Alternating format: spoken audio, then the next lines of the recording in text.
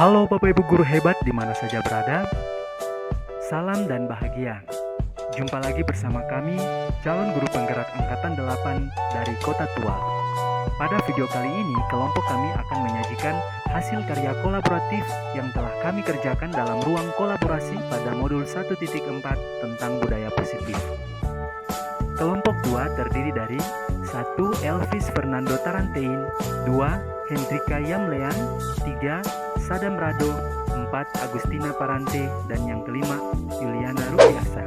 Dalam tugas kali ini, kelompok kami telah melakukan analisis secara mendalam terhadap 4 kasus yang terjadi dalam lingkungan pendidikan dengan menjawab pertanyaan-pertanyaan sebagai berikut.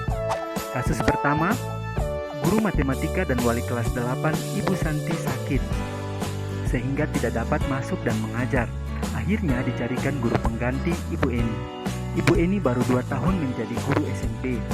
Beberapa murid perempuan, Vivi dan Natali, mengetahui hal ini dan mulai menggunakan kesempatan dan bersikap seenaknya, tertawa dan tidak mengindahkan kehadiran Ibu Eni. Ibu Eni mencoba menyapa Vivi dan Natali dengan ramah sambil mengingatkan mereka untuk tetap fokus pada pengerjaan tugas. Ayolah, tugasnya dikerjakan, nanti ibu ditegur bapak kepala sekolah kalau kalian tidak kerjakan tugas. Tolong bantu ibu ya. Namun Vivi dan Natali malah jadi tertawa. Ah ibu, santai saja bu. Mereka tetap tidak mengerjakan tugas dan malah mengobrol.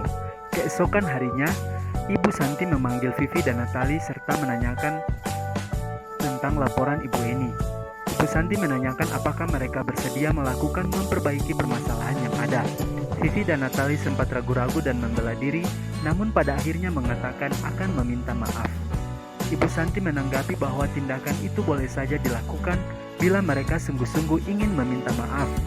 Namun Ibu Santi menanyakan kembali apa yang mereka bisa lakukan untuk menggantikan rasa tidak menghormati Ibu Eni.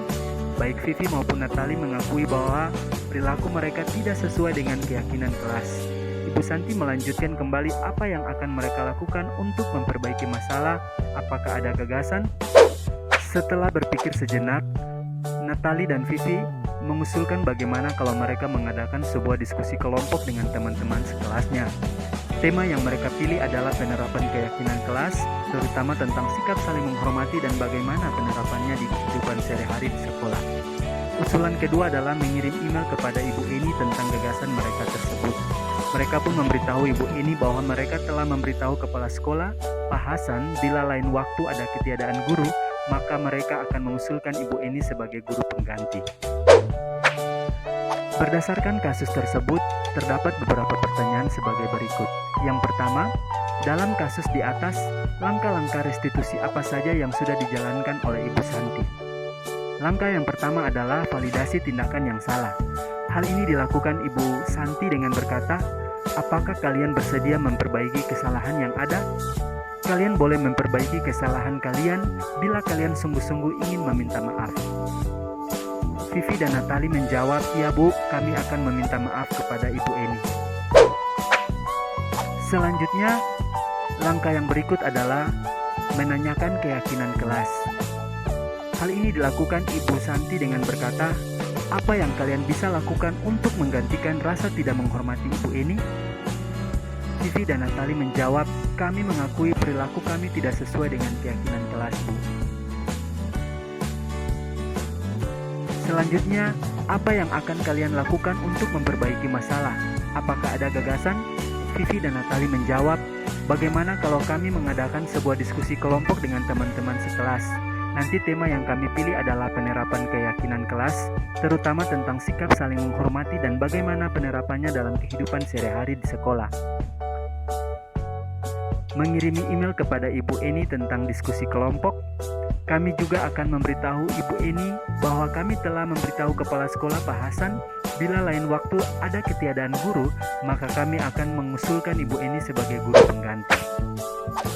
Pertanyaan yang berikut adalah, menurut Anda, apakah restitusi yang diusulkan Vivi dan Natali sudah sesuai dengan pelanggaran yang telah dibuat?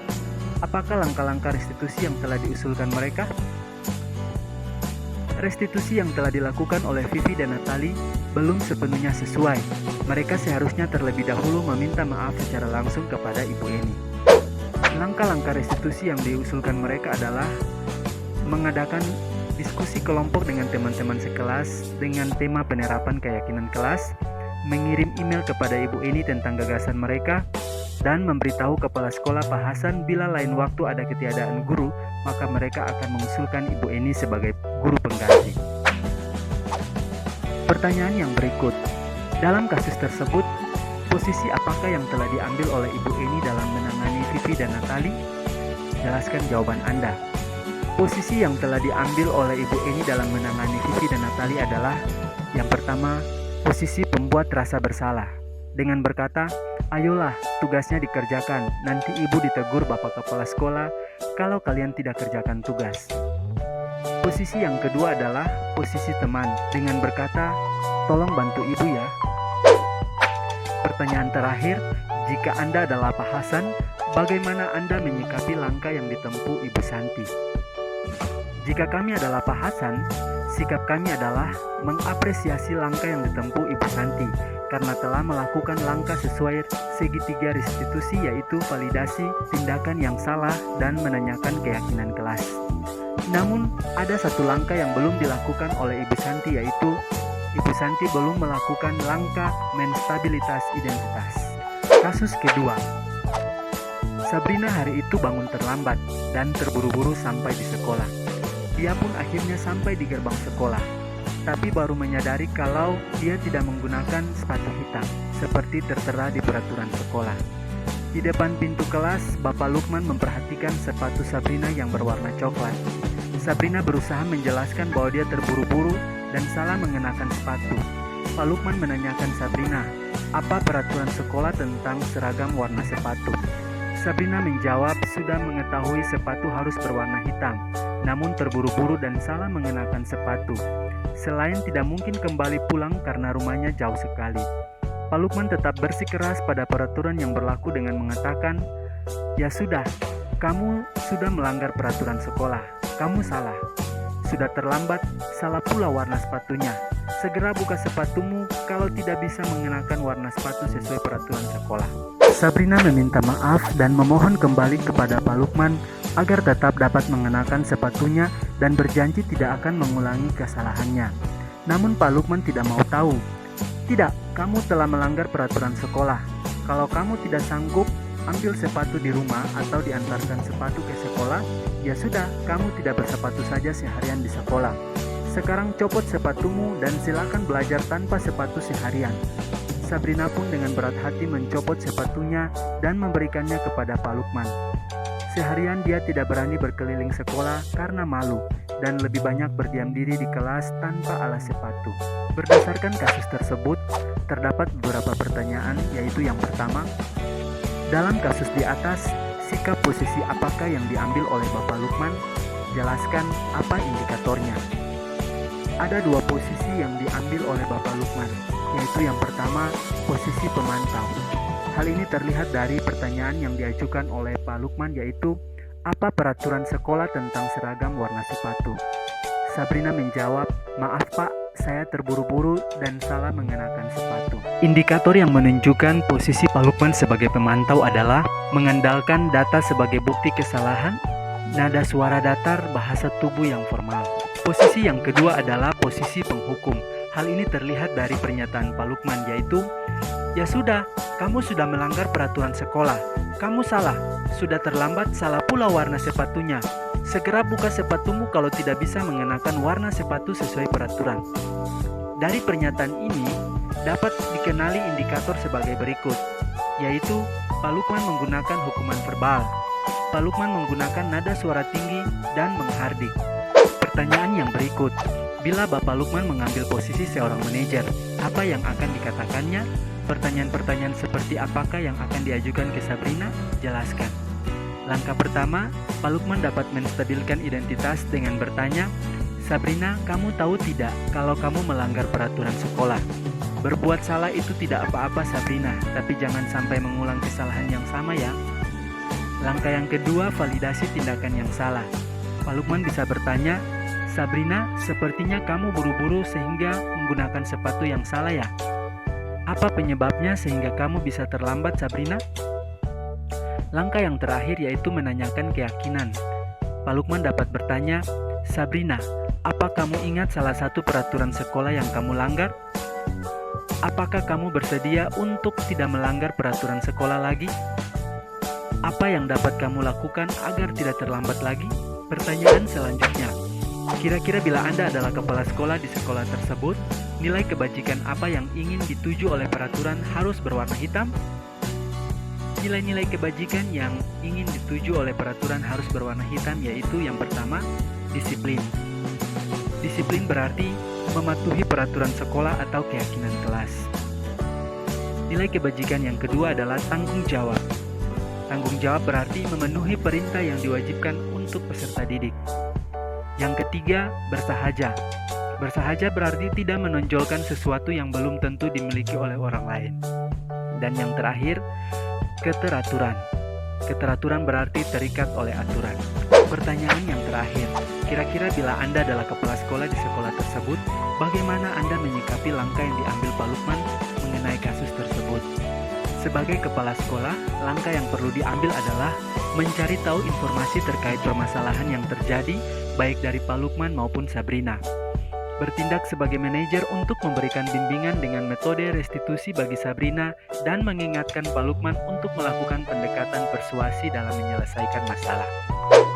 Kasus ketiga, Ibu Dani sedang menjelaskan pelajaran bahasa Inggris di papan tulis. Namun beliau memperhatikan bahwa Fajar malah tidur-tiduran dan tampak acuh tak acuh pada pelajarannya. Fajar, coba jawab pertanyaan nomor 3. Maju ke depan dan kerjakan di papan tulis. Fajar pun tampak malas-malasan maju ke depan, dan sesampai di depan papan tulis pun, Fajar hanya diam terpaku sambil memegang buku bahasa Inggrisnya dan memainkan spidol di tangannya. Ayo Fajar, makanya jangan tidur-tiduran. Lain kali perhatikan. Sudah sana, duduk kembali. Kira-kira siapa yang bisa? Fajar pun kembali duduk di bangkunya. Hal seperti ini sudah seringkali terjadi pada Fajar. Seperti tidak memperhatikan, acuh tak acuh, dan nilai-nilainya pun tidak terlalu baik untuk pelajaran bahasa Inggris. Pada saat ditegur oleh Ibu Dani, Fajar hanya menjawab, "Tidak tahu Bu." Ibu Dani pun menjawab lirih, "Gimana kamu Fajar? Kamu tidak kasihan sama ibu ya? Ibu sudah capek-capek mengajarkan kamu." "Tidak kasihan sama ibu." Dan Fajar pun diam membisu. Berdasarkan kasus tersebut, posisi kontrol apa yang diambil oleh Ibu Dani dalam pendekatannya kepada Fajar? Ada 2 posisi yang diambil oleh Ibu Dani dalam pendekatannya kepada Fajar, yaitu yang pertama, pembuat rasa bersalah.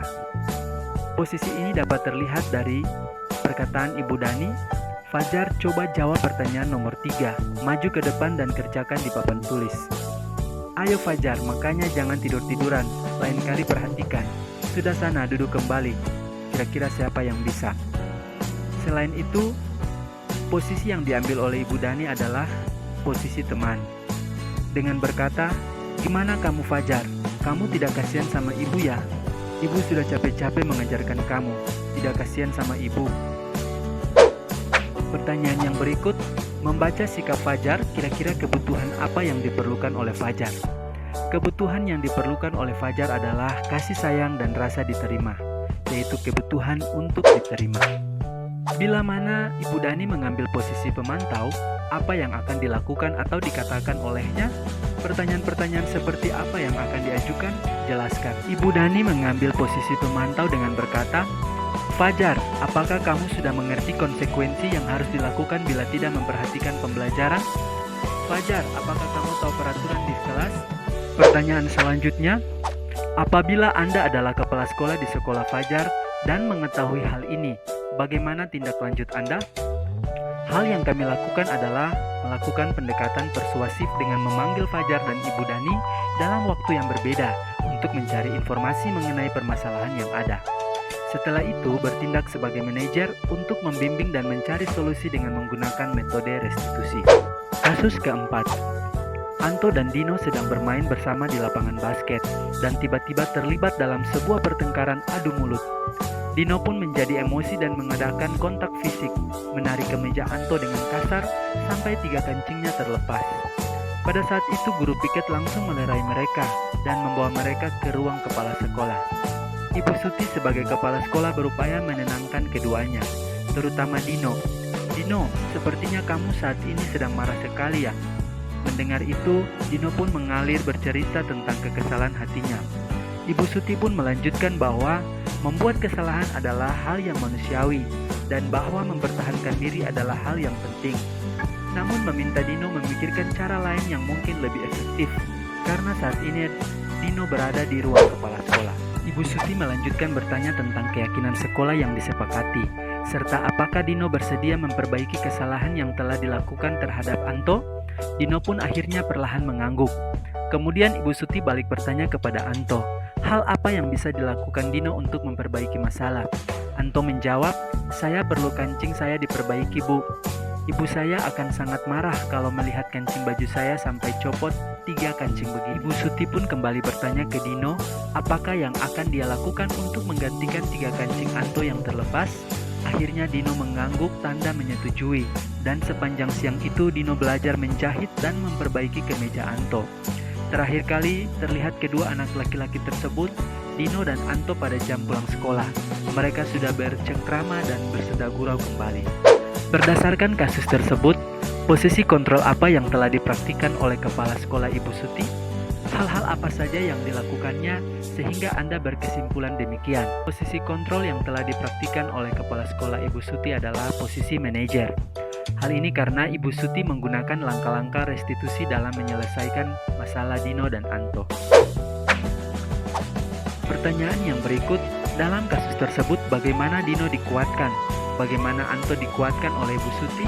Bentuk penguatan yang dilakukan oleh Ibu Suti terhadap Dino yaitu dengan berkata, Dino, apakah yang akan kamu lakukan untuk menggantikan 3 kancing Anto yang terlepas? Dino, membuat kesalahan itu adalah hal manusiawi dan mempertahankan diri adalah hal penting. Namun, pikirkan cara yang lebih efektif untuk menyelesaikan masalah ya. Untuk Anto, Ibu Suti menguatkannya dengan berkata, Anto, hal apa yang bisa dilakukan Dino untuk memperbaiki masalah? Pertanyaan yang terakhir, kira-kira nilai kebajikan atau keyakinan sekolah apa yang dituju dalam kasus tersebut? Jelaskan. Yang pertama, bertanggung jawab. Pada kasus ini, siswa diajarkan untuk mempertanggungjawabkan kesalahannya terhadap orang lain. Yang kedua, saling menghargai dan saling menghormati. Pada kasus ini, siswa diajarkan untuk saling menerima dalam segala perbedaan, terutama dalam perbedaan pendapat. Nilai yang berikut adalah peduli. Pada kasus ini, siswa diajarkan untuk melakukan sesuatu dalam rangka memberikan perubahan atau kebaikan bagi sesamanya. Dan nilai yang terakhir yaitu mandiri. Pada kasus ini, siswa diajarkan untuk meningkatkan kompetensinya dengan belajar sendiri. Yang awalnya Dino tidak tahu menjahit, tetapi belajar hingga dapat menjahit kancing Anto yang terlepas karena perbuatannya. Demikian video ruang kolaborasi modul 1.4 ini. Semoga dapat menginspirasi. Terima kasih telah menyimak sampai akhir. Salam dan bahagia. Sampai jumpa.